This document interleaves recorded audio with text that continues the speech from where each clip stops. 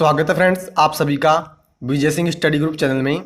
मैं विजय सिंह और फ्रेंड्स हम डिस्कशन कर रहे थे एनसीईआरटी के बारे में। ठीक है, एनसीईआरटी है जो 6th क्लास की सामाजिक एवं राजनीतिक जीवन फर्स्ट।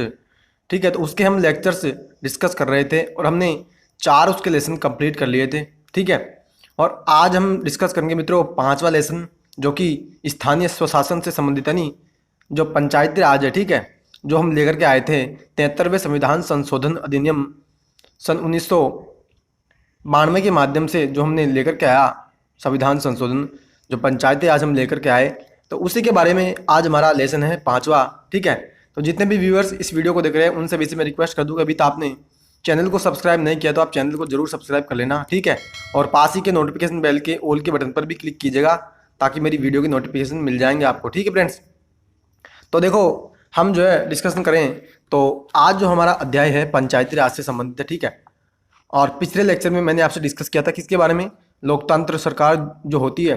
ठीक है, उसके जो तत्व होते हैं उन सभी के बारे में हमने डिटेल से जाना था।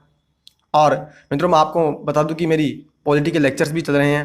ठीक है, यानी कंप्लीट पॉलिटी जो इंडियन पॉलिटी है वो कंप्लीट करवा रहा हूँ मैं, तो वे भी लेक्चर्स मेरे यूट्यूब पर रेगुलरली अपलोड होते जा रहे हैं, उनको भी आप जरूर से सुन लीजिएगा। ठीक है, बहुत आसान और सरल शब्दों में मैंने आपको समझाने का भरपूर प्रयत्न किया है। ठीक है फ्रेंड्स, तो देखो इस अध्याय में हम क्या पढ़ेंगे पहले हम जान लेते हैं क्या करा। देखो लोग जब अपना प्रतिनिधि चुन लेते हैं तो उसके बाद क्या होता है, यानी हमने अपना प्रतिनिधि चुन लिया चुनाव के माध्यम से, तो उसके बाद क्या होता है, ग्रामीण क्षेत्रों में चुने गए प्रतिनिधियों के द्वारा निर्णय कैसे लिए जाते हैं। यहाँ हम ग्राम सभा को देखेंगे जिसमें लोग प्रत्यक्ष रूप में भाग लेते हैं और अपने प्रतिनिधियों से जवाब भी मांगते हैं। मित्रों ये कह रहा है कि हमने जो है अपना प्रतिनिधि चुन लिया चुनाव के माध्यम से, और ग्रामीण क्षेत्रों में जब चुनाव होते हैं सरपंच के या जो भी वार्ड मेंबर के जो चुनाव होते हैं, तो चुनाव में अपने प्रतिनिधि को चुनने के बाद वो प्रतिनिधि जो है कैसे निर्णय लेता है, ग्राम सभा क्या होती है। ठीक है, और ग्राम सभा में कौन लोग शामिल होते हैं, तो इन सभी के बारे में आज डिटेल से हम जानेंगे। ठीक है, तो देखो क्या करा है, तो फ्रेंड्स देखिए सुनिए, कह रहा है कि आज का दिन बड़ा खास है, सभी लोग जल्दी जल्दी ग्राम सभा के लिए जा रहे हैं। क्या आपको पता है क्यों? क्योंकि पंचायत के चुनाव के बाद आज पहली बार ग्राम सभा की बैठक हो रही है। हरदास गांव के लोग ये जानने के लिए बहुत उत्सुक है कि नई पंचायत ने उनके लिए क्या योजना बनाई है। मतलब मित्रों यह ग्राम सभा की बात की जा रही है कि ग्राम सभा की बैठक होने वाली है और लोग उत्सुक हैं। और फ्रेंड्स आपको मैं बता दूं कि ग्राम सभा क्या होती है, तो देखिए जो भी ग्राम पंचायत के जो चुनाव होते हैं, ठीक है, तो उस ग्राम पंचायत में जितने भी सदस्य होते हैं, कौन, ग्राम पंचायत के जितने भी वो सदस्य जो वोटिंग करते हैं, यानी ग्राम पंचायत के वे सदस्य जो मतदाता सूची में शामिल होते हैं ना, वो ग्राम सभा के सदस्य होते हैं। और उसकी जो यानी ग्राम सभा की जो बैठक होती है तो उसमें जो है सरपंच और जो सरपंच के अलावा जो सेक्रेटरी होते हैं वो सभी उसमें शामिल होते हैं। ठीक है, तो सभी लोगों के अलावा जो है सरपंच है या और भी लोग इसमें शामिल होते हैं। तो ग्राम सभा की बैठक होने जा रही है और लोग जो है उत्सुक है कि हमारे गांव के लिए ग्राम सभा जो है यानी पंचायत जो है पंचायत ने हमारे गांव के लिए क्या योजनाएं बनाई है, कैसे हमारा गांव का विकास होगा। ठीक है, कौन कौन से गांव में हमारे काम किए जाएंगे, तो उन सभी के बारे में लोग जानने को आतुर है। क्या करा, देखो ग्राम सभा की यहाँ बात की जाती है कि ग्राम सभा की बैठक की शुरुआत में सरपंच और पंच ने सड़क की मरम्मत पर होने वाले खर्च का ब्यौरा दिया। यानी मित्रों क्या करा है कि ग्राम सभा की बैठक शुरू हुई और सरपंच और पंचों ने क्या कहा कि सड़क जो है हमारे गाँव की उस पर जो है कितना खर्च आएगा, किसको, यानी सड़क को सही करवाने में यानी मरम्मत उसकी करवाने में कितना खर्चा आएगा, तो उसके बारे में जो है सरपंच और पंच बता रहे हैं। ठीक है, तो अब हम बॉक्स की चर्चा कर लेते हैं। क्या करा, देखो ग्राम सभा एक पंचायत के क्षेत्र में रहने वाले सभी वयस्कों की सभा होती है। हो सकता है कि उसमें सिर्फ एक गांव हो या एक से ज़्यादा, जैसा कि इस उदाहरण में दिया गया है। कई राज्यों में हर गांव की ग्राम सभा की बैठक अलग होती है। कोई भी व्यक्ति जिसकी उम्र 18 वर्ष या उससे ज़्यादा हो, जिसे वोट देने का अधिकार प्राप्त हो और जिसका नाम गांव की मतदाता सूची में हो, वह ग्राम सभा का सदस्य होता है। मित्रों मैंने पहले ही आपसे चर्चा की थी शुरुआत में ही कि कोई भी व्यक्ति अगर उसका नाम वोटर लिस्ट में है, ठीक है, तो वो व्यक्ति जो होता है ना वो ग्राम सभा का सदस्य होता है। ठीक है फ्रेंड्स, और देखो आगे हम चर्चा करें। आगे कहता है एक ग्राम पंचायत कई वार्डों में बटी हुई होती है। प्रत्येक वार्ड अपना एक प्रतिनिधि चुनता है जो वार्ड पंच के नाम से जाना जाता है। इसके साथ पंचायत क्षेत्र के लोग मिलकर सरपंच को चुनते हैं जो पंचायत का मुखिया होता है। वार्ड पंच और सरपंच मिलकर ग्राम पंचायत का गठन 5 साल के लिए करते हैं। मित्रों शायद आपको पता भी होगा कि ग्राम पंचायत के जब चुनाव होते हैं तो पहले अलग से वार्ड मेंबर के चुनाव होते हैं, यानी वार्ड पंच, यानी कि किस वार्ड में हम रहते हैं, कौन से वार्ड नंबर में हम रहते हैं, तो उसका चुनाव होता है। ठीक है। और सरपंच का चुनाव जो है वो डायरेक्टली होता है, यानी सरपंच का जो चुनाव करते हैं वो हम खुद, यानी सरपंच को हम खुद चुनते हैं। जैसे आपने देखा होगा कि जो पीएम या सीएम का चुनाव होता है तो उसमें तो हम जो है किसी, यानी हम उसमें तो विधानसभा सदस्य का चुनाव करते हैं या लोकसभा सदस्य का, हम वहाँ डायरेक्ट प्रधानमंत्री के लिए वोटिंग नहीं करते। लेकिन यहाँ मित्रों सरपंच के लिए हम डायरेक्ट वोटिंग करते हैं, यानी सरपंच कौन है तो सरपंच कौन बनेगा, ठीक है, तो उसके लिए हम जो है सीधे उसके नाम पर जो है वोटिंग करते हैं। ठीक है। और मित्रों वार्ड पंच और सरपंच आगे जाकर के जो है 5 साल तक, यानी 5 वर्ष की सरकार गठित होती है ग्राम पंचायत की, और 5 साल का जो उसका कार्यकाल होता है। ग्राम पंचायत का एक सचिव होता है जो ग्राम सभा का भी सचिव होता है। सचिव का चुनाव नहीं होता, उसकी सरकार के द्वारा नियुक्ति की जाती है। सचिव का काम है ग्राम सभा एवं ग्राम पंचायत की बैठक बुलाना और जो भी चर्चा और निर्णय हुए हों उनका रिकॉर्ड रखना। यानी मित्रों मैंने आपको बताया कि ग्राम पंचायत में एक तो होता है सरपंच और एक होता है सेक्रेटरी। ठीक है। तो जो ग्राम पंचायत का जो सेक्रेटरी होता है ना, उसका चुनाव नहीं होता, वो तो राज्य सरकार के द्वारा नियुक्त किया जाता है। ठीक है।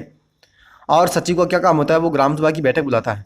ठीक है। और इस बैठक में कौन कौन से काम होते हैं वो सभी निर्णय लेता है, यानी उन निर्णयों के बारे में बताता है और रिकॉर्ड भी रखता है। आगे देखो वो चर्चा चल रही थी कि ग्राम सभा की बैठक स्टार्ट हुई थी और उस बैठक में जो है सरपंच ने ब्यौरा दिया किसके बारे में कि खर्च, यानी हमारी जो सड़क है उस सड़क पर कितना खर्च आएगा, तो सरपंच ने उसका ब्यौरा दिया था। तो देखो क्या करा आगे, कह रहा है यह सड़क गांव को मुख्य सड़क से जोड़ती है। इसके बाद पानी की कमी पर चर्चा होने लगी है। मित्रों ये सड़क जो है गांव को मुख्य सड़क से जोड़ती है, यानी गांव में जो मेन सड़क है उस सड़क से ये जोड़ती थी। इस कारण से जो है इस पर खर्च का ब्यौरा दिया और पानी की कमी, फिर यानी गांव में फिर पानी की कमी है तो इसके कारण पानी की कमी पर चर्चा होने लगी। ठीक है। आगे देखो क्या कर रहा है, गांव में रहने वाली तीजिया ने बोलना शुरू किया। हरदास गांव में पानी की कमी की समस्या बहुत बढ़ गई है। हैंडपंपों का पानी जमीन में बहुत नीचे चला गया है। मुश्किल से हैंडपंप में थोड़ा बहुत पानी आता है। औरतों को 3 किलोमीटर दूर सुरू नदी से पानी लेने जाना पड़ता है। मित्रों एक जो है तीजिया नाम की एक महिला है और वो क्या कह रही है कि भैया हमारे जो गाँव में पानी की समस्या बहुत बढ़ गई है। ठीक है। थोड़ा बहुत हैंडपंप में पानी आता है, पानी बहुत कम है और हमें जो है 3 किलोमीटर दूर पानी लेने जाना पड़ता है सुरू नदी में।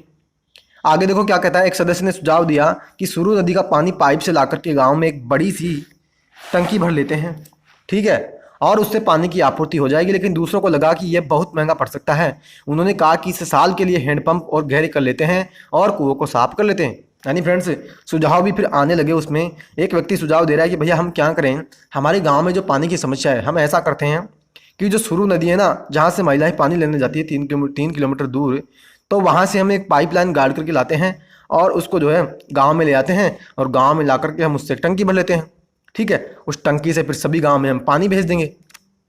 लेकिन फिर मित्रों इस बात पर चर्चा होने लगी कि नहीं ये काम जो होगा ना, ये काम तो बहुत महंगा है, यानी इस पर खर्चा बहुत आएगा। तो हम ऐसा करते हैं कि इस साल के लिए हम जो है हैंडपम्प है, ठीक है, उस हैंडपम्प को ज़्यादा गहरा कर लेते हैं। ठीक है। और कुओं को भी साफ कर लेते हैं ताकि वर्षा का अगर पानी आएगा तो कुओं में भर जाएगा। तो इस प्रकार से जो है वो रिचार्जिंग हो जाएगा पानी और हमें पानी मिलेगा। आगे देखो तेजिया ने क्या कहा, इतने से तो काम नहीं चलेगा, हमें कुछ पक्की व्यवस्था करनी पड़ेगी क्योंकि हर साल पानी का स्तर नीचे ही गिरता जा रहा है। जितना पानी जमीन में रिसके जाता है हम उससे ज़्यादा उपयोग करते हैं। यानी मित्रों सही बात है। और आपको भी पता होगा कि जितना हम पानी वर्तमान में उपयोग करते हैं ना, उतना पानी ज़मीन में नहीं जाता, यानी उतना पानी जो है रिचार्जिंग नहीं होता, हम तो उससे ज़्यादा पानी निकाल लेते हैं। और तिजिया कह रही कि भैया इतना सा काम हमारा नहीं है, यानी इतने से पानी से कोई काम नहीं चलेगा, बहुत पानी हमें ज़रूरत पड़ता है और हमें तो कोई पक्की व्यवस्था करनी पड़ेगी क्योंकि पानी जो है दिनों दिन नीचे चला जा रहा है। ठीक है। आगे देखो क्या कर रहे हैं, ग्राम सभा के एक दूसरे सदस्य अनवर ने तब सबको बताया कि उसने महाराष्ट्र के गाँव में पानी संरक्षण के लिए नए तरीके देखे। वह उस गांव में अपने भाई से मिलने गया था। उसको जल संवर्धन विकास कार्यक्रम वाटरशेड कहते हैं, उसने सुना था कि सरकार ने इसके लिए पैसा भी दिया। उसके भाई के गांव में लोगों ने पेड़ लगाए थे, नालों पर चेक डैम यानी छोटे छोटे बांध बनाए थे एवं टंकियां बनाई थी। सबको अनवर का यह विचार बड़ा अच्छा लगा और सबने ग्राम पंचायत को इसके बारे में पता करने के लिए कहा। यानी फ्रेंड्स एक व्यक्ति है अनवर नाम का, ठीक है, ग्राम सभा का ही सदस्य है और वो बता रहा है, यानी किसी मॉडल के बारे में वो बात कर रहा है कि महाराष्ट्र में जो है क्या है, एक पानी के संरक्षण का मॉडल है जिसको वाटर शेड कहते हैं। ठीक है। वाटरशेड मैनेजमेंट यानी जल संवर्धन विकास कार्यक्रम कहते हैं। और जो है उसमें क्या होता है कि उसमें जो है बाली का पानी का संरक्षण करते हैं। और वो कह रहा है कि उसके जो यानी जो महाराष्ट्र है उसमें लोगों ने पेड़ लगाए थे, नालों पर जो है छोटे छोटे बांध बनाए, टंकियां बनाई, ठीक है। तो ये जो विचार है ना, ये सभी को अच्छा रास आया और फिर इसके बारे में लोगों ने क्या कहा कि हाँ इसके बारे में हमको पता जरूर करना चाहिए, ठीक है फ्रेंड्स। और मित्रों ग्राम सभा क्या होती है मैंने आपको बता दिया शुरुआत में, ठीक है। और ग्राम सभा की बैठक में अब तक कौन सी समस्याओं पर चर्चा हो चुकी थी, उनके किस तरह के हल सुझाए गए। तो मित्रों एक तो पानी पर चर्चा हुई, ठीक है, एक सड़क के मरम्मत के काम पर चर्चा हुई। और आगे देखो हम क्या करें, आगे देखो क्या कह रहा है कि ग्राम सभा में चर्चा के लिए अगला मुद्दा था गरीबी रेखा के नीचे आने वाले लोगों की सूची पर स्वीकृति लेना। यानी मित्रों जो बीपीएल जो राशन कार्ड होते हैं, ठीक है, तो उनकी लिस्ट पर स्वीकृति ली जा रही है। अगली चर्चा उसी के बारे में की जा रही है कि जो बीपीएल श्रेणी के जो लोग होते हैं उनके बारे में हम एक लिस्ट बनाएंगे। जैसे ही सूची में दर्ज नाम पढ़ने शुरू किए गए, लोगों ने बीच खुसर पुसर होने लगी। नटवर ने हाल ही में तो एक रंगीन टेलीविजन खरीदा है और उसके बेटे ने एक नई मोटरसाइकिल भी भेजी है। वह गरीबी रेखा के नीचे कैसे हो सकता है, सूरजमल ने अपने पास बैठे आदमी से ठीक धीरे से कहा। यानी मित्रों एक व्यक्ति है कौन, नटवर, ठीक है। तो जब चर्चा होने लगी किस पर, बीपीएल श्रेणी के यानी बीपीएल की जो लिस्ट है भाई, बीपीएल में कौन कौन व्यक्ति शामिल होगा, तो उसके बारे में जब चर्चा होने लगी ना, तो आसपास के लोगों ने यानी आसपास उस ग्राम सभा के जो लोग हैं, तो उस ग्राम सभा के जो सदस्य हैं उस ग्राम सभा में बैठे हुए थे, उस जो मीटिंग हो रही थी, तो उसमें जैसे ही बीपीएल का चर्चा मुद्दा यानी बीपीएल का मुद्दा चर्चा में आया तो लोगों में कुसर पुसर होने लगी। क्या कि जो गांव में नटवर एक व्यक्ति है और वो ग्राम सभा का सदस्य भी है, ठीक है, तो उसने तो एक हाल ही में नया टेलीविजन खरीदा, यानी रंगीन टीवी उसने खरीदी है, मोटरसाइकिल भी खरीदी, तो फिर वो बीपीएल की श्रेणी में कैसे हो सकता है, ठीक है। ये बात जो है लोग करने लगे। और फ्रेंड्स आपने भी देखा होगा कि वर्तमान में बहुत से लोग हैं जिनके पास बहुत अकूत संपत्ति है, ठीक है, उनके पास बंगले है, गाड़ी है, मकान है, ठीक है, और भी बहुत से पैसे हैं, लेकिन वो बीपीएल की श्रेणी में हैं। तो मित्रों ऐसा नहीं करना चाहिए अपने को। अगर आपके पास यानी अगर आप सक्षम हैं किसी काम को करने में, तो फिर आपको जो उस जो सरकारी योजनाएं हैं या जो बीपीएल श्रेणी का जो यानी बीपीएल श्रेणी के को जितने भी लाभ सरकार देती है, तो उनको आपको लेना नहीं चाहिए, ठीक है। और मित्रों सरकार को भी इस बात की जरूर समीक्षा करनी चाहिए कि हाँ कोई व्यक्ति बीपीएल में है और बीपीएल से अगर बाहर निकल गया है तो हर 2 या 3 और 2 या 3 तो नहीं तो कम से कम जो है 5 साल में तो कम से कम एक बार समीक्षा तो इसकी होनी चाहिए, यानी रिव्यू इसका होना चाहिए कि हाँ कोई व्यक्ति जो है बीपीएल से एपीएल में आ गया तो हाँ अब इसका बीपीएल का जो है राशन कार्ड या और भी जो सुविधाएं इसको मिलती है वो हम इसको बंद करेंगे, ठीक है। तो ऐसा सरकार के माध्यम से भी होना चाहिए। आगे देखो क्या कह रहा है सरोज ने सुखी भाई से कहा बिरजू का नाम इस सूची में कैसे आ गया, उसके पास तो इतनी जमीन है, इस सूची में तो सिर्फ गरीब लोग होने चाहिए। ओम प्रकाश एक मजदूर है, उसके पास बिल्कुल जमीन नहीं है, वह मुश्किल से अपना गुजारा चला पाता है, पर उसका नाम इस सूची में नहीं है। मित्रों बहुत सही बात कह रही है सुखी भाई, कह रहे हैं सरोज से कि सुखी भाई है सरोज से कह रहे हैं कि सरोज बिरजू जो है उसके पास बहुत संपत्ति है। मैंने आपको पहले भी बताया बहुत से हमारे देश में लोग होते हैं जिनके पास कुछ धन संपत्ति है, जमीन जायदाद होती है, ठीक है, पैसे बंगले गाड़ी होती है, लेकिन फिर भी उसका नाम जो है बीपीएल की श्रेणी में होता है। और ऐसे भी मित्रों लोग हैं कि बहुत मजदूर है, गरीब है, ठीक है, अच्छी उनको सुविधाएं नहीं है और मित्रों मूलभूत सुविधाएं भी उनको प्राप्त नहीं है, फिर भी उनका नाम बीपीएल की श्रेणी में नहीं होता। तो ये एक प्रकार की असमानता हमारे देश में देखने को मिलती है, जिसका कि फ्रेंड्स हमने पिछले अध्याय में भी चर्चा किया था आपसे कि असमानता और भेदभाव की मैंने आपको बताया था उस समय भी, ठीक है। तो यही बात यहाँ पे सुखी भाई कह रही है सरोज से। और आगे देखो क्या करा है कि सुखी भाई ने कहा तुम्हें तो पता ही है कि नटवर और बिरजू अमीर चंद के दोस्त हैं। यानी मित्रों नटवर और जो बिरजू है ना वो अमीर चंद के दोस्त हैं। और जब अब अमीर चंद कौन कुछ बोल सकता है, यानी अमीर चंद को कौन कुछ बोल सकता है कह रहा है।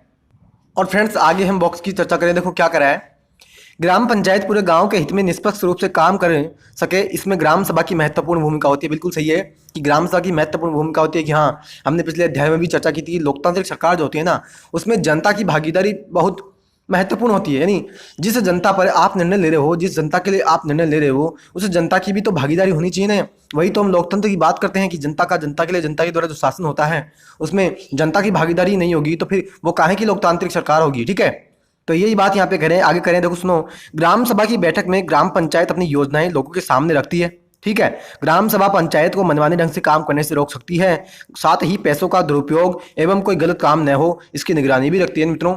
सही बात है कि जो सोशल ऑडिट होती है ना मित्रों, जो सामाजिक ऑडिट का जो कॉन्सेप्ट निकल कर आया था, तो वो यही था कि जो ग्राम पंचायत है, ठीक है, जो भी काम कर रही है तो उसका उसका ऑडिट करती है कौन? उसका ऑडिट कर सकती है ग्राम सभा कि हाँ इस ग्राम पंचायत में इतना काम हुआ या नहीं हुआ, और मान लीजिए काम हुआ ही नहीं और ग्राम पंचायत ने बता दिया कि हमने इतना काम कर दिया और पैसे उन्होंने जो है गबन कर लिए, तो उसकी जो है वो यानी उसकी जो सच्चाई होती है वो भी ग्राम सभा पंचायत के समक्ष लेकर के आती है। तो यही बात यहाँ पे करें, आगे देखो क्या करा। इस तरह से ग्राम सभा चुने हुए प्रतिनिधियों पर नजर रखने और लोगों के प्रति उन्हें जिम्मेदार और जवाबदेह बनाने में बहुत ही महत्वपूर्ण भूमिका निभाती है। बिल्कुल सही है कि जो भ्रष्टाचार है उसको समाज के समक्ष लेकर के आती है, और जिम्मेदार और जवाबदेही जो होती है ग्राम पंचायत की, तो उसको जो है वो निभाती है। आगे देखो क्या करा है, कह रहा है कि अमीर चंद की बात आ रही है कि अमीर चंद जो है पहले गांव का जमींदार था और अब भी बहुत सारी जमीन उसका मालिक है, लेकिन हमें ओम प्रकाश का नाम तो सूची में डलवाना ही चाहिए ना मित्रों। अमीर चंद की बात करें कि अमीर चंद गांव का जमींदार है, जमीन का बहुत वो मालिक है, उसका जो है नाम बीपीएल श्रेणी में है, लेकिन ठीक है, लेकिन फिर भी जो ओम प्रकाश जो है जो गरीब है, मजदूर है, तो उसका नाम भी तो बीपीएल सूची में आना चाहिए ना। वो तो एकदम जो है हकदार है इन सुविधाओं का लाभ लेने के लिए। आगे देखो क्या करा है, सरपंच ने देखा कि लोगों के बीच में खुसर पुसर हो रही थी। उन्होंने पूछा कि अगर किसी को कुछ कहना हो तो कहे। सरोज ने सूरजमल को उकसाने की कोशिश की कि वह नटवर और बिरजू के बारे में पूछे, लेकिन सूरजमल चुप बैठा रहा। अमीरचंद ग्राम सभा में बैठा सब पर निगाह रखे हुए था। सरोज ने उठकर कहा कि ओम प्रकाश का नाम सूची में होना चाहिए। दूसरे लोगों ने भी माना कि ओम प्रकाश का परिवार बहुत गरीब है। सरपंच ने पूछा कि उसका नाम सूची में क्यों नहीं था। जिस शिक्षक ने गरीबी रेखा के नीचे आने वाले इस परिवारों का सर्वेक्षण किया था, उसने बताया, मैं ओम प्रकाश के घर कई बार गया, पर हर बार वहां ताला लगा हुआ था। वह शायद कहीं काम ढूंढने के लिए गया हुआ था। सरपंच ने कहा कि ओम प्रकाश की पारिवारिक आय देखी जाएगी और अगर वह सरकार की तय की गई राशि से कम है तो उसका नाम भी हम सूची में शामिल करेंगे। यानी मित्रों, जब खुसर पुसर हो रही थी उस सभा में, ठीक है, तो किसी की ये हिम्मत नहीं हुई कि अमीर चंद के खिलाफ वो बात करें। यानी अमीर चंद जो जमींदार है, बहुत जमीन का मालिक है, और उसका नाम फिर भी बीपीएल श्रेणी में है, वो जो है सुविधाओं का सरकार की लाभ उठा रहा है, तो उसके खिलाफ इतनी किसी की हिम्मत नहीं है कि वो जो है उसके खिलाफ बोले। ठीक है, तो सरोज ने जो उठ करके क्या कहा कि ओम प्रकाश जो गरीब है और उसका नाम जो बीपीएल की सूची में होना चाहिए। फिर सरपंच ने पूछा कि उसका नाम बीपीएल सूची में क्यों नहीं है।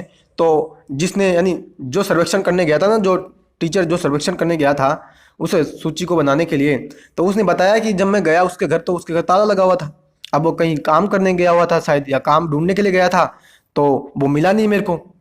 फिर सरपंच ने कहा कि अगर मान लीजिए कि अगर वास्तव में उसकी आय कम है, ठीक है, वास्तव में उसकी आय कम है पारिवारिक आय से, यानी कि जो योग्यताएं जो है एक बीपीएल श्रेणी के व्यक्ति को होनी चाहिए उसका नाम जोड़ने के लिए, अगर वो उसके पास जो है पाई जाती है तो हम उसका नाम जरूर से बीपीएल श्रेणी में शामिल करेंगे। ठीक है, और फ्रेंड्स देखो आगे क्या कर रहा है, सुनो। ग्राम सभा में गरीबी रेखा के नीचे आने वाले परिवारों की जो सूची निर्धारित हो रही थी, क्या उसमें कोई गड़बड़ी थी? यदि हाँ तो वह क्या गड़बड़ी थी? बिल्कुल मित्रों, गड़बड़ी थी ही। अगर उसका नाम यानी जो जमींदार है या जिनके पास वो है, जिनके पास मोटरसाइकिल है, जमीन जायदाद संपत्ति है, धन दौलत है, तो उनका नाम क्यों फिर बीपीएल श्रेणी में आना चाहिए? उनका नाम तो बीपीएल से ऊपर होना चाहिए, उनका नाम तो फिर एपीएल होना चाहिए, अब वो पॉवर्टी जो लाइन है, तो उनका अलग से राशन कार्ड होना चाहिए, उनको वो सुविधाएं नहीं मिलनी चाहिए बीपीएल की। ठीक है, तो बिल्कुल उसमें गड़बड़ी थी। आगे देखो क्या करा, सरोज ने सूरजमल से बोलने के लिए कहा, फिर भी वह चुप क्यों रहा? यानी सरोज ने जब सूरजमल से बोलने के लिए कहा तो वह चुप इसलिए रहा क्योंकि उसकी इतनी यानी उसके पास जो है इतनी ताकत नहीं कि वो उसके खिलाफ बोल सके, क्योंकि वो गरीब है। ठीक है, और जो सूरजमल है वो गरीब है, और जो अमीरचंद है वो बहुत बड़ा सेठ है, जमींदार है। ठीक है, उसके पास बहुत पैसा है, वो कुछ भी कर सकता है।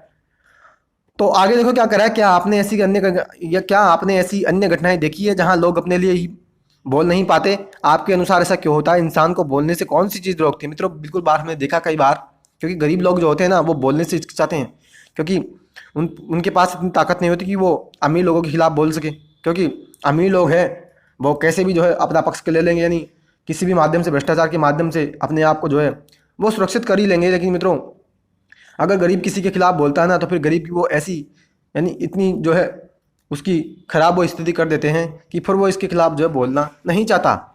आगे देखो क्या करा है कि महाराष्ट्र के 2 पंच जिन्हें 2005 में अपनी पंचायत में उल्लेखनीय काम करने के लिए निर्मल ग्राम पुरस्कार से सम्मानित किया है मित्रों।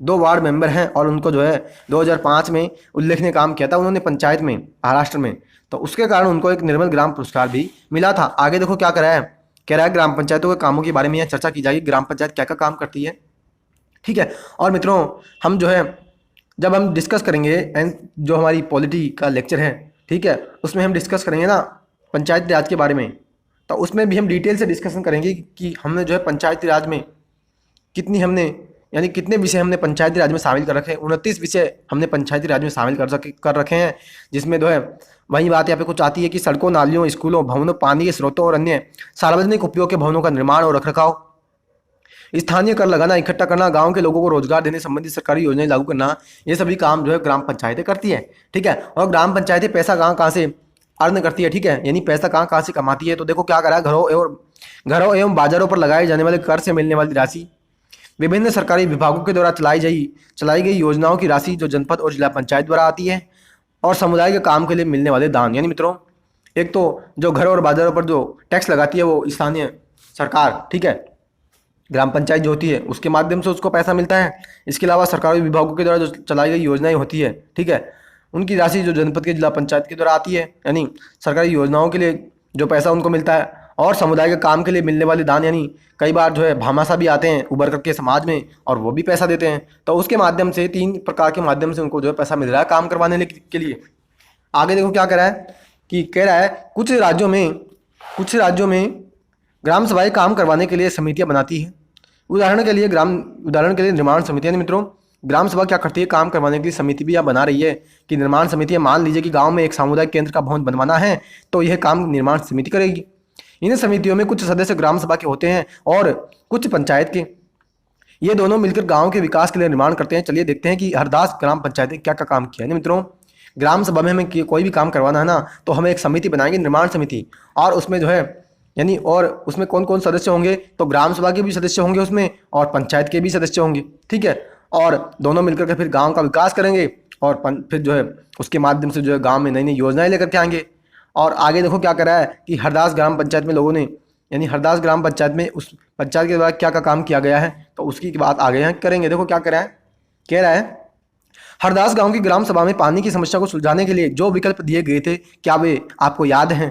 यानी मित्रों आपको जो विकल्प हमने बताए कौन कौन से, कि हमें जो वो करना चाहिए कौन सा, कि जो हम सुरू नदी से जो महिलाएं पानी भर के लाती है तो वहाँ से हमें एक पाइपलाइन गाड़ करके ले आई, ठीक है, या फिर जो है महाराष्ट्र में जो मॉडल बनाया था कौन सा, जो वाटर शेड मैनेजमेंट का जो मॉडल है उसको हम अपना लें, या फिर हम जो है कुएं और जो हमारे यानी कुएं को हम गहरा कर लें।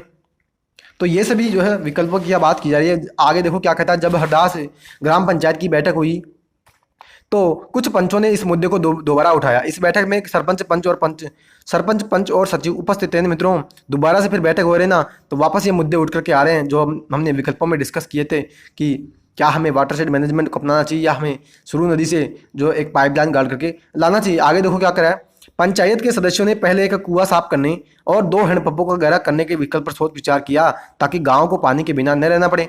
सरपंच ने सुझाव दिया कि चूंकि पंचायत के पास हैंडपंप की देखरेख के मद में कुछ पैसा है, सो उन्हीं पैसों को इस काम में लगाया जा सकता है। इस पर सभी सदस्य मान गए और सचिव ने उन्हें निर्णय को रजिस्टर में दर्ज कर लिया। यानी मित्रों जब बात आई ना कि हाँ हम पानी की समस्या के लिए क्या उपाय करेंगे, तो जो हैंडपंपों को गहरा करने की बात आई ना, तो सरपंच ने सुझाव वह दिया कि हमारे पास क्या है कि हमारे पास जो है कुछ पैसा है हैंडपंपों की देखरेख के लिए, ठीक है, तो उसी पैसे का हम यूज कर लेते हैं हैंडपंपों को, यानी हैंडपंपों की मरम्मत कर लेते हैं या हैंडपंपों को गहरा करवा देते हैं।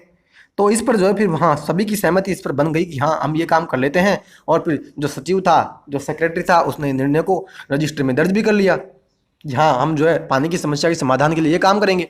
आगे देखो क्या करा है, उसके बाद सभी सदस्य मिलकर समस्या के स्थायी हल पर विचार करने लगे। उनको पता था कि अगली बैठक में ग्राम सभा के सदस्य फिर से प्रश्न पूछेंगे। यानी मित्रों ये तो हमने तात्कालिक जो है समाधान उसका सुझाया पानी की समस्या का, लेकिन हम जो उसका दीर्घकालिक समाधान सुझाना चाह रहे थे। तो उन्होंने जो अगली बैठक में, यानी उन्होंने ऐसा सोचा कि अगली बैठक फिर से होगी तो फिर ग्राम सभा में ये सदस्य पूछें, यानी ये सदस्य फिर प्रश्न पूछेंगे कि पानी की समस्या हम कैसे सोल्व करें, ठीक है। कुछ पंचों ने शंका जाहिर करते हुए पूछा कि क्या जल संरक्षण से पानी के स्तर में कोई विशेष फर्क पड़ेगा। इस पर बहुत चर्चा हुई। अंत में यह निर्णय हुआ कि ग्राम पंचायत खंड विकास अधिकारी से बात करके इस योजना पर अधिक जानकारी इकट्ठा करेगी। यानी मित्रों आगे जब फिर चर्चा होने लगी ना, तो इस पर फिर प्रश्न उठने लगा कि अगर मान लो हम जल का संरक्षण करते हैं, ठीक है, तो क्या पानी के स्तर में कोई वृद्धि होगी, या इससे हमारी जो हमारी पूर्ति है पानी की वो हो सकेगी, ठीक है। तो फिर इसके बाद यानी इस पर जो है फिर ये निर्णय निकला कि जो हमारी ग्राम पंचायत है, ठीक है, और उस ग्राम पंचायत को लेकर के हम बीडीओ के पास जाएंगे, यानी ब्लॉक डेवलपमेंट ऑफिसर के पास हम जाएंगे और ज़्यादा जानकारी हम इकट्ठा करेंगे कि कैसे जो है हम इस योजना को जो है लागू कर सकते हैं, ठीक है। तो आगे देखो क्या कर रहा है, हरदास ग्राम पंचायत में क्या क्या निर्णय लिए गए। क्या आपको लगता है कि ये निर्णय लेने जरूरी थे? क्यों? ऊपर दिए गए विवरण में से एक प्रश्न बनाइए जो अगली ग्राम सभा की बैठक में लोग पंचायत से पूछ सकते हैं। यानी मित्रों हरदास ग्राम पंचायत में क्या क्या निर्णय लिए, बिल्कुल पानी की समस्या के लिए उन्होंने जो उनके लिए यानी जो ग्राम पंचायत के पास पैसा कुछ पड़ा हुआ था हेडपंपों के लिए, तो उसको जो उन्होंने काम लेना शुरू किया, ठीक है। उन्होंने फिर आगे पूछा क्या उनको निर्णय लेने जरूरी थे। बिल्कुल मित्रों पानी की समस्या बढ़ रही थी और महिलाएं जो थी वो पानी के लिए बहुत 3 किलोमीटर जाती थी सुरू नदी पानी लेने के लिए, तो बिल्कुल निर्णय लेना बहुत जरूरी था। और अगर हम प्रश्न की बात करें, कह रहा है ना कि अगली जो ग्राम सभा होगी उसमें कौन सा जो है प्रश्न पूछा जाएगा, तो उसके बारे में आप एक प्रश्न तैयार करो। वही मित्रों प्रश्न पूछा जाएगा कि पानी की समस्या तो बहुत बड़ी है और पानी यानी जल है तो कल है, तो पानी की समस्या का ही अगला मित्रों प्रश्न ग्राम सभा की बैठक में होगा। आगे देखो क्या कह रहा है, सुनिए। आगे कहता है कि पंचायत के 3 स्तरों की यहाँ बात की जाएगी। यानी पंचायत के कौन कौन से 3 स्तर होते हैं। एक तो होती है ग्राम पंचायत होती है, ठीक है, और एक होता है हमारा पंचायत समिति और एक होता है जिला परिषद। तो इसकी बात यहाँ पे आगे करेंगे। देखो क्या कर रहा है, हरदास गांव की ग्राम सभा और पंचायत के बारे में पढ़ने के बाद आपको समझ में आ ही गया होगा कि पंचायत राज व्यवस्था एक ऐसी प्रक्रिया है जिसके द्वारा लोग अपनी सरकार में भाग लेते हैं। ग्रामीण क्षेत्रों में ग्राम पंचायत लोकतांत्रिक सरकार का पहला स्तर है। ग्राम पंचायत ग्राम सभा के प्रति जवाबदेही होती है क्योंकि ग्राम सभा के लोग ही उसको चुनते हैं। बिल्कुल मित्रों सही बात है। क्या कर रहा है कि ये हमसे ये कह रहा है कि अब आपको इतना तो समझ में आ ही गया होगा कि ग्राम सभा क्या होती है, ठीक है, और ग्राम पंचायत क्या होती है। और पंचायती राज व्यवस्था जो है ना, जो हमने लाई कब, हमने मित्रों जो है 73वें संविधान संशोधन अधिनियम 1992 के माध्यम से, मैंने आपको पहले भी बताया कि जो है हमने 73वें संविधान संशोधन अधिनियम 1992 के माध्यम से हमने संविधान में पंचायती राज व्यवस्था को जोड़ा था। यानी हमने जब हमारा संविधान बना था, ठीक है, हमारा संविधान हमने जब अपनाया 26 नवंबर 1949 को और 26 जनवरी 1950 को जब हमारा संविधान लागू हुआ, तो मित्रों हमारे संविधान में पंचायती राज व्यवस्था का प्रावधान नहीं था, ठीक है। ये तो हमने आगे जाकर के मित्रों 2 अक्टूबर 1959 को जब जवाहरलाल नेहरू जो हमारे प्रधानमंत्री थे, ठीक है, तो राजस्थान के नागौर में उन्होंने जो है पंचायती राज व्यवस्था का शुभारंभ किया था, ठीक है। तो इस प्रकार से हमने पंचायती राज व्यवस्था को अपनाया था। और आगे कहता है ये कि पंचायती राज जो व्यवस्था है ना मित्रों, बहुत ही इंपॉर्टेंट व्यवस्था। और गांधी जी जो सिद्धांत थे, गांधी जी ने क्या कहा था कि गांधी जी ने कहा था कि पंचायती राज व्यवस्था के माध्यम से ही हमारे देश में सरकारें चलनी चाहिए, ठीक है।